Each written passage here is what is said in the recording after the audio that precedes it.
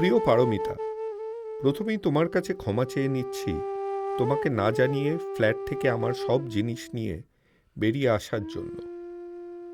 জানি তোমার মেনে নিতে খুব কষ্ট হবে, কিন্তু এছাড়া আমার কাছে আর কোনো উপায় নেই। অনেকগুলো বছর তোমার সাথে থাকতে থাকতে জীবনটা খুব একঘেয়ে হয়ে উঠেছিল। না আছে তোমার সেই ভরা যৌবন, না আছে আগের মতন সৌন্দর্য। সব থেকে বড় কথা, জীবনে উঠতে গেলে অনুষ্ঠানে স্ত্রীকে নিয়ে যেতে হয়। সে স্ত্রীকে দেখে সবাই ঘুরে তাকাবে, সেখানে আমি তোমাকে দেখতে পাই না। আমার অফিসে একটা নতুন মেয়ে জয়েন করেছে। ওর সাথে অল্প কয়েকদিনেই আমি খুব ঘনিষ্ঠ হয়ে পড়েছি। তিস্তা যেমন সুন্দরী তেমন স্মার্ট, যেন একটা পাহাড়ি নদী। আমি সেই নদীর স্রোতে বয়ে চলেছি।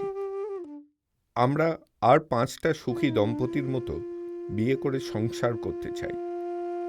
এই সেই স্ত্রী যাকে নিয়ে আমি জগতের সামনে যেতে গর্ববোধ করব। ভালো থেকো, নিজের খেয়াল রেখো, সময় মতন ওষুধ খেতে ভুলো না, আর পারলে আমাকে ক্ষমা করে দিও। তোমার বানানো কোল্ড কফিটা খুব মিস করব। ইতি প্রাঞ্জল।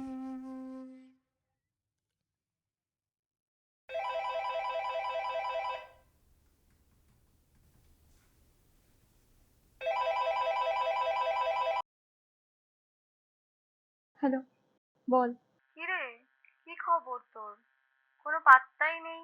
কেমন আছিস? আমার সব শেষ হয়ে গেছে রে মধুমিতা। কি হয়েছে তোর? কাঁদছিস কেন?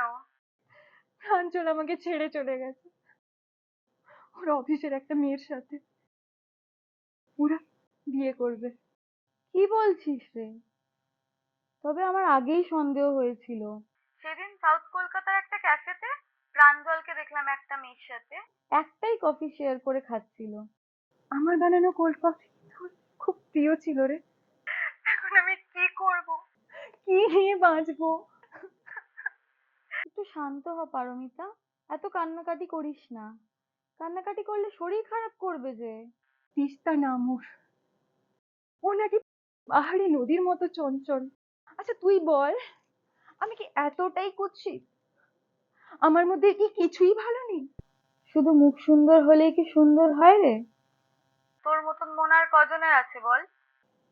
আমি এখন কি করব? নিয়ে যাবো তোকে একজন প্লাস্টিক সার্জনের কাছে। আর একটা গ্রুমিং ক্লাস, দেখবি এত সুন্দর লাগবে তোকে। তিস্তা তো কোন ছাড়, মডেল বানাবো মডেল, বুঝলি? আজকে রাখছি, কাল দেখা হচ্ছে। আর কাঁদবি না কিন্তু একদম।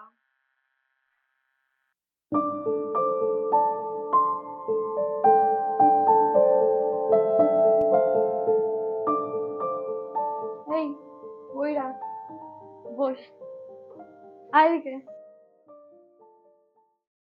বস।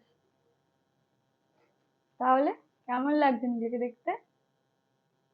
এবার প্রতিশোধ নেবার পালা। প্রাঞ্জলকে ডাক একদিন বাড়িতে কোল্ড কফি খাওয়ার জন্য। বল যে কাজ আছে।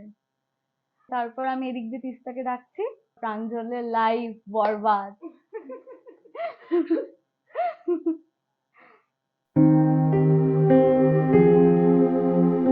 তোর মতন মন আর কজনের আছে বল? তাহলে প্রতিশোধ কেন? আমি কি মুখের সৌন্দর্যের জন্য নিজের আসল সৌন্দর্যকে বিসর্জন দিলাম? এই ক্লেদ কি সারা জীবন আমার সাথে থাকবে? কখনো ধুয়ে ফেলা যাবে না?